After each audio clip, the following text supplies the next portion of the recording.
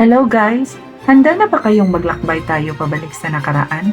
Samahan niyo ako sa Sant Mori, isang medieval town sa Spain na puno ng kasaysayan. Dito matatagpuan ang Castel de Sant Mori na minsang naging tahanan ni Queen Juana Enriquez, ina ni Haring Ferdinand II ng Aragon. Makikita rin dito ang sinaunang simbahan na naging puso ng bayan sa loob ng maraming siglo. Tara, tuklasin natin ang Sant Mori.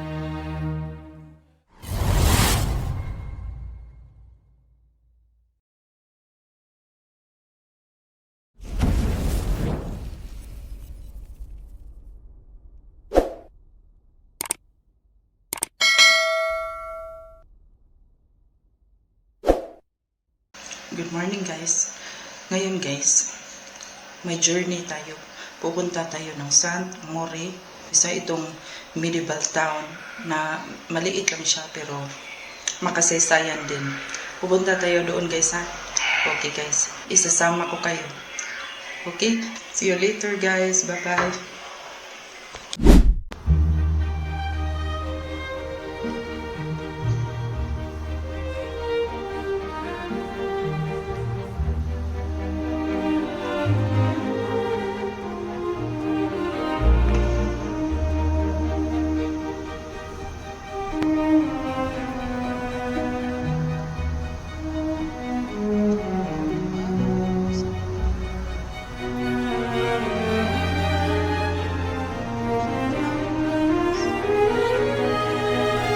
Yan yung bayan ng Sant Mori guys.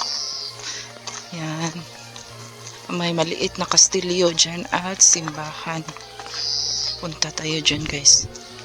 Pasyal ko kayo. Dito na ako guys. Naglalakad patungo ng bayan ng Sant Mori guys. Sige guys. Ano dyan oh. Maliit na park. Dyan.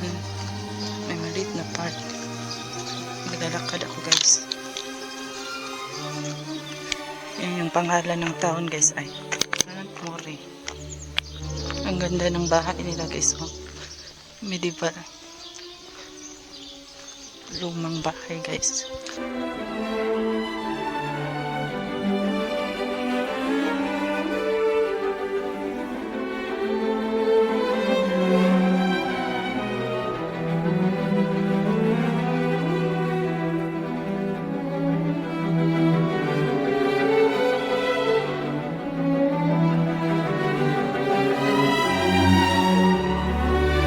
Ang Castel de Sant Mori ay isang lumang kastilyo sa Sant Mori, Catalonia, Spain.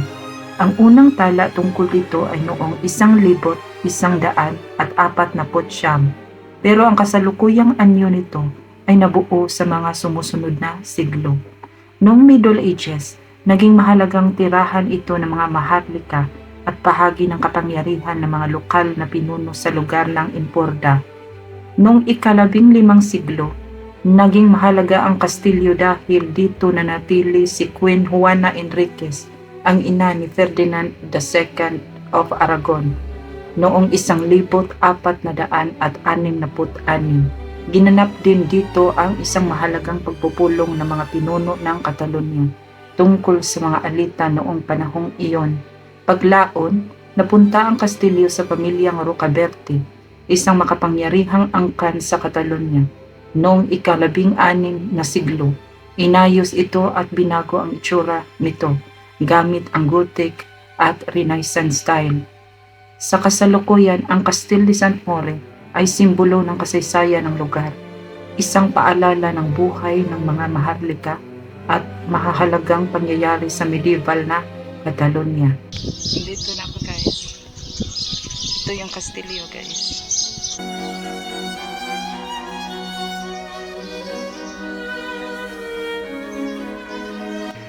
Ang Iglesia de Sant Maurici ay ang lumang simbahan ng bayan ng Sant Mori, Catalonia, na makikita sa tapat ng kastilyo. Isa itong mahalagang bahagi ng lumang medieval na sentro ng ngayon. Noong panahon ng Middle Ages, ang simbahan ang naging sentro ng pananampalataya at buhay ng mga tao sa Sant Mori. Katulad ng kastilyo, bahagi ito ng isang komunidad kung saan namumuhay ang mga maharlika magsasaka at mga lokal na pamilya. Ang simbahan ay inaalay kay Saint Maurice or Saint Maurice, ang patron saint ng bayan. Ang pangalan mismo ng Saint Maurice ay nagmula sa santo na ito. Dahil magkatabi ang simbahan at kastilyo, ipinapakita nila kung paano gumagana noon ang isang medieval na bayan. Ang kastilyo ang simbolo ng kapangyarihan at pamumuno, habang ang simbahan naman ang sentro ng relihiyon at komunidad.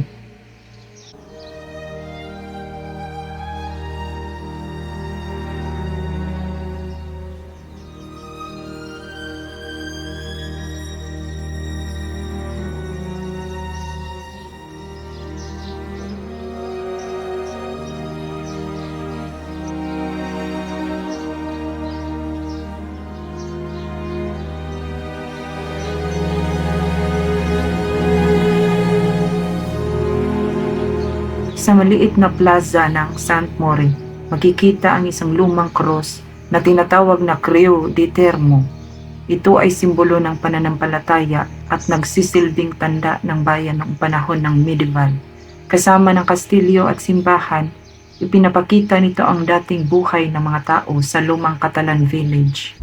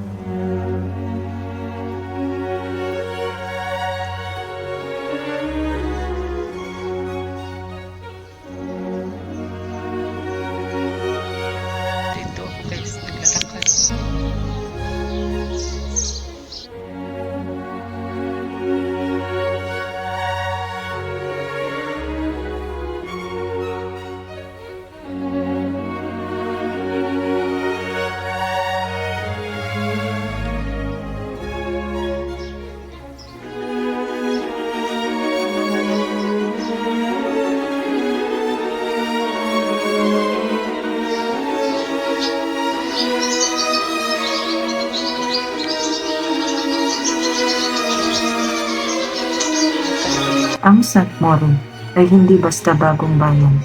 Nagsimula ito bilang isang medieval na pamayanan noong humigit kumulang ika-11 siglo. Nabuo ang mga bahay sa paligid ng kastilyo at simbahan na noon ang sentro ng pamumuhay ng mga tao. Hanggang ngayon makikita pa rin sa mga bato at lumang kalsada ang mahigit na 900 taong kasaysayan ng lugar na ito.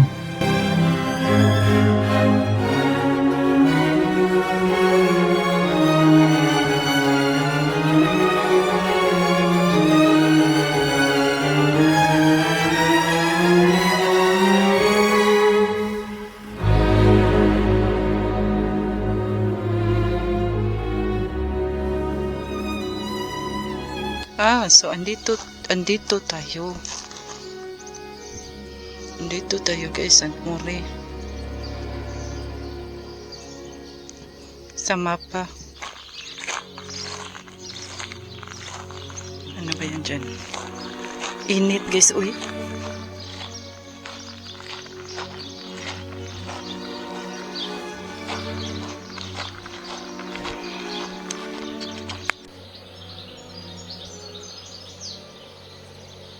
Saint Maurice. So ayun na nga guys. Tapos ko na nalibot guys. Medyo maliit lang siya na town guys. Old town na medieval town. Actually, maliit lang siya na medieval town guys. So, uwi na ako guys. Sa susunod na naman na video ko ha, ipapasyal ko kayo sa ibang lugar or ano ba tawag doon. Yeah, mga lugar, mga historical na lugar. Sige guys ha. Thank you so much guys and yeah. Thanks for watching. See you on my next vlog. Bye bye. Love you all, mama.